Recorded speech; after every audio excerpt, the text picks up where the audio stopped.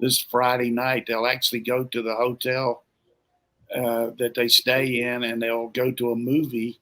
So the 80 to 85 people that are on the travel squad will get what it feels like, kind of a dry run. This is what we do the night before the game. And you think it's going to be the Barbie movie? That's the kind of stuff that you like to put out because you're a smart ass.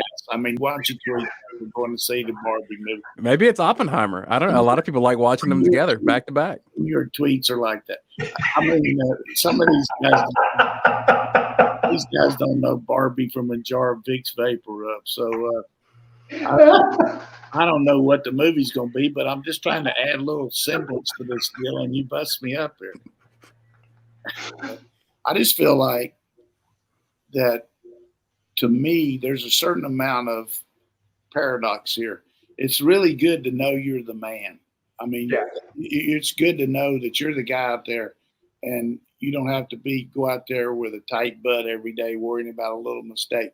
But at the same time, it's good to see how a guy's going to react, knowing that he's got somebody that might take his job too.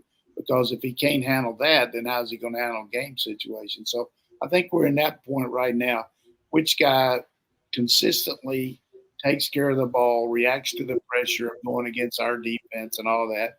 And it's a lot easier to make that decision based on 29 practices, of which most of them are similar contact type deal as compared to 15 spring practices when you didn't really know who all your support group was going to be.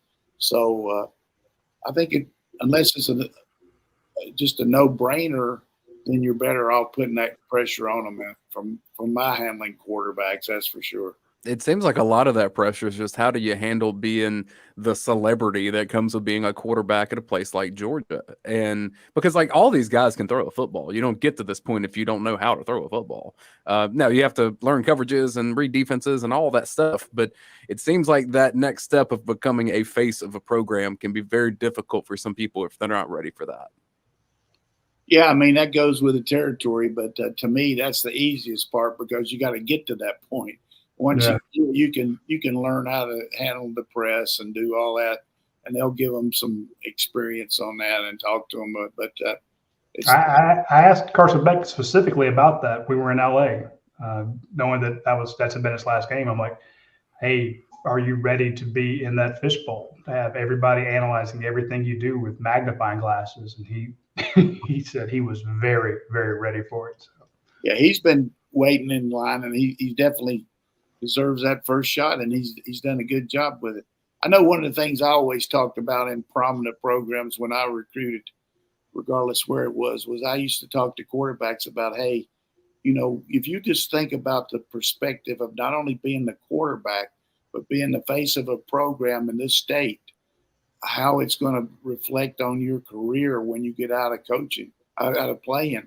And long term, there's a tremendous benefit from being the quarterback in this program, whether it's Oklahoma or Georgia, wherever it might be, Florida State. So coaches talk to players about that. I mean, there's a real significance. I mean, you walk around. I mean, of course, Grant Tarkenton had a great career in the pros, but he did at Georgia too. Buck Bellew. I mean, David Green. DJ Shockley. Whoever it might be.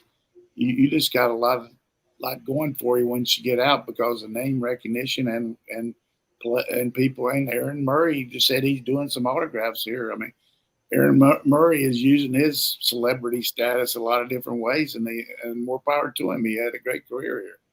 He's helping Georgia out. So is that ready for the joke? Hit us up, Coach. So this guy goes to the doctor and he says, I just can't keep from singing the green, green grass of home. And the doctor says, well, you've got the Tom Jones syndrome. And he said, is that common? He said, it's not unusual. Oh, God. There was a great clip from the Atlanta Braves last night where the camera person was following just like a fan walking down a concourse. And John Smoltz was a special guest analyst for the Braves. And he goes, you know what they call that, don't you? Footage. And it was just wonderful. All right. Yeah. That's a good joke. To You're banned from the show, Coach. Nope. No, Roddy, you're banned from the show because you don't like that joke. I love that joke. That's great. Hey, it's definitely good. I'm just telling you this. Enjoy this year. It's a good time to be a dog. Really impressive young men we've got out there.